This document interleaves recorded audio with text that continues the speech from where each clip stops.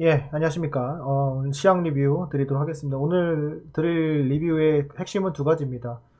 첫 번째는 지금 러시아와 이제 우크라이나의 전쟁이 사실상 시작이 됐고, 어제 그 타격이 좀 있었고, 그리고 오늘 또 확실시 되는 그런 뉴스들이 나오기 시작했습니다.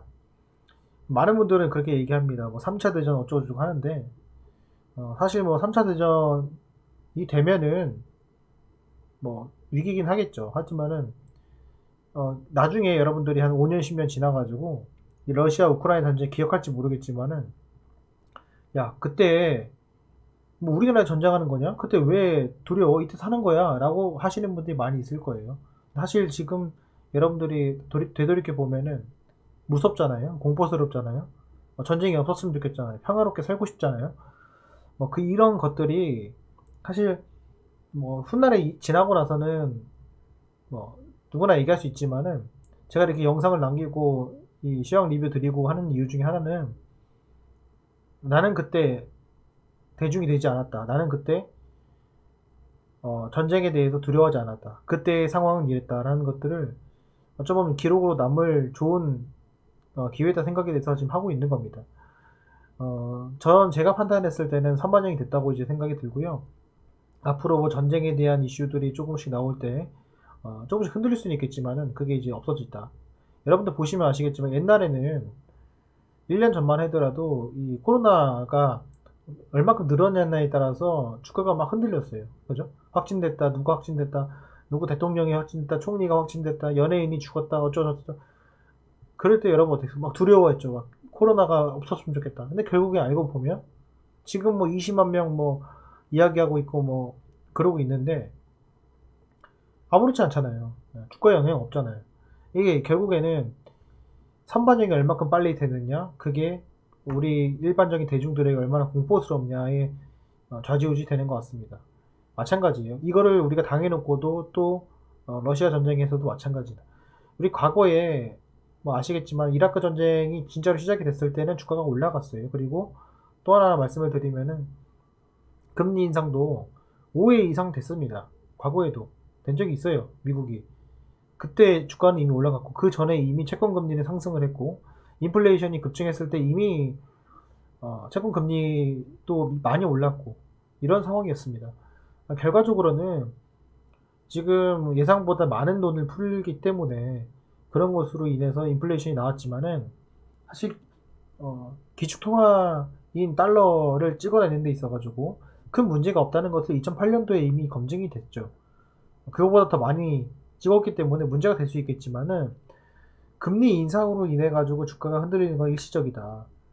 실질적으로 올리면은 올릴수록 주가는 올라갔고요. 또 하나는 그 올리는 시점에 있어서 상당히 초반에 겁을 많이 줬죠. 0.5% 올린다, 9번 올린다. 근데 지금 보면은 9번 올린다, 5번 올린다, 점점 줄어들고, 그걸 점진적으로 올린다, 줄어듭니다.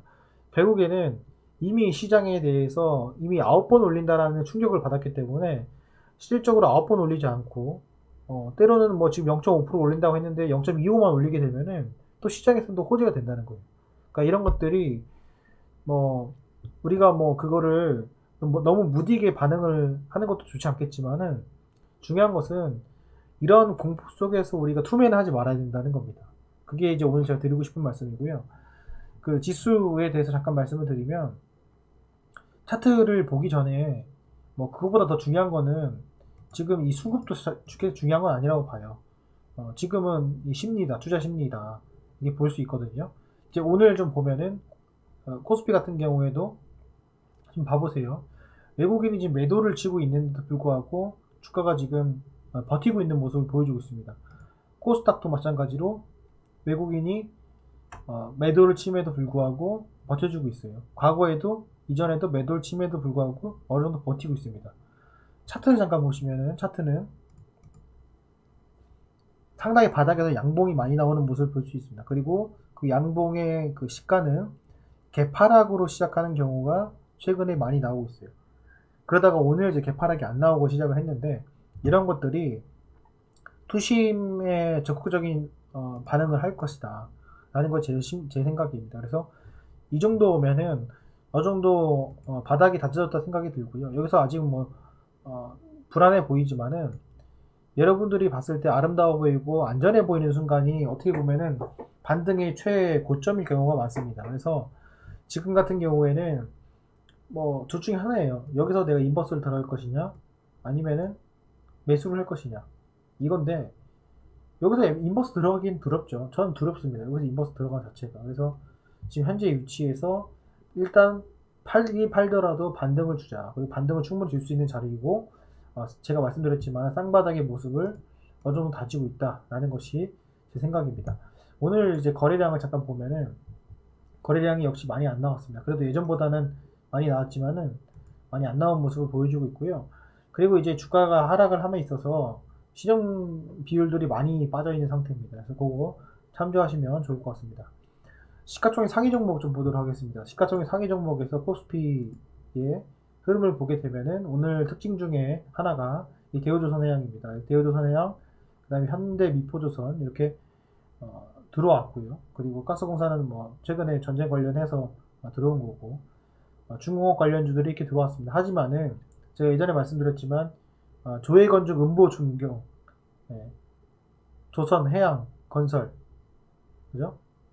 중공업 안 한다 제가 말씀드렸잖아요. 그래서 저는 큰 관심은 없지만 오늘 그래도 반등이 좀 들어왔다 볼 수가 있고요. 그리고 올라간 것 중에 좀 보면은 특징 중에 이노텍, 그 다음에 오늘 크래프톤은 뉴스들이 좀 나와가지고 반등을 준 것 같고, 그 다음에 삼성전기 이렇게 들어왔고요. 그리고 나머지 올라갔던 종목들 중에서 반등이 좀 컸던 것들은 대부분 반등이었어요. 어저께 좀 빠졌던 것들.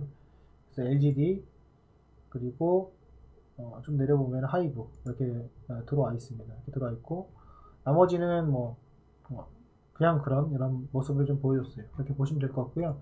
코스닥 같은 경우에는 셀트리온이 빠졌습니다. 그래서 셀트리온 올라갔던 건 그냥 빠졌고요. 그리고 올라갔던 건 종목 좀 보면은 오늘 뭐 보통 2%대 상승이 좀 나왔습니다. 그래서 이제 좀 내려보면은 반도체 관련 종목들의 선방이 좀 있었고, 그 특징 중에 하나가 이제 SK 반도체가 2% 가까이 좀 올랐고, 나머지 뭐 골프존 같은 것도 좋은 모습을 좀 보여줬습니다. 그리고 반도체 관련 종목도 꽤 올라온 모습을 보일 수 있습니다. 이렇게 보시면 될 것 같고요. 코스피도 좀 내려보면은 오늘 급등한 종목들이 꽤 있었어요. 이게 지금 시총이 이래서 그런데, 이렇게 보면은 오늘 그 PCB 관련해가지고 코리아 서키드도 좀 강한 모습 보였어요. 한미반도체도 좀 강했고요. 그리고 코리아 서키드도 강한 모습을 보였습니다. 오늘 한 5%대 올라갔는데 이게 지금 시총이 높아가지고 이거 좀 내려봐야 됩니다. 제가 이렇게 좀 초토를 해가지고 보면은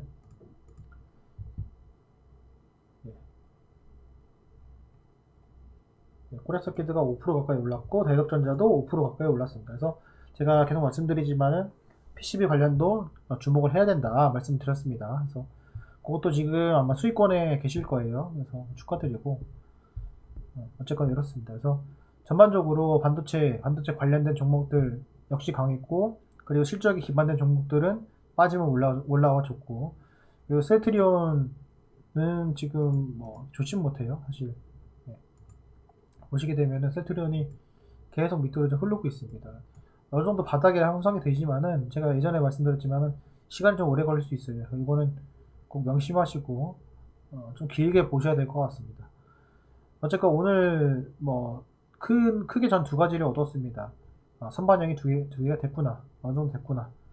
저는 어느 정도 제 마음이 편안할 정도로 좀 인지가 됐기 때문에, 뭐 다른 분들은 어떻게 생각할지 모르겠지만 저는 일단 그렇습니다. 그래서 제가 이 방향성이나 이런 것들을 영상으로 좀 가감없이 말씀드리는 이유는 이거 좀 틀리면 어때요? 뭐 기존까지 뭐 시황에 대해서 크게 뭐 흐름 자체가 틀린 경우는 그렇게 많지 않았지만은 이 내용이 제가 틀리면 어떻습니까? 그게 창피하고 뭐 그걸로 인해서 구독자가 떠나고 그런 것들을 제가 고려했다면은 이렇게 올리지도 않았을 거예요. 그러니까 이런 의견이 있다라는 것들을 여러분들 참조를 하시고 여러분 스스로 한번 결론을 내시고 실행을 하시길 바랍니다. 저는 실행을 하고 있습니다. 어쨌건 저는 지금 거의 다 돌아온 것 같아요. 제 계좌는 이전에 작년에 수익 본 상태 수준으로 많이 돌아온 상태라고 생각이 들고요.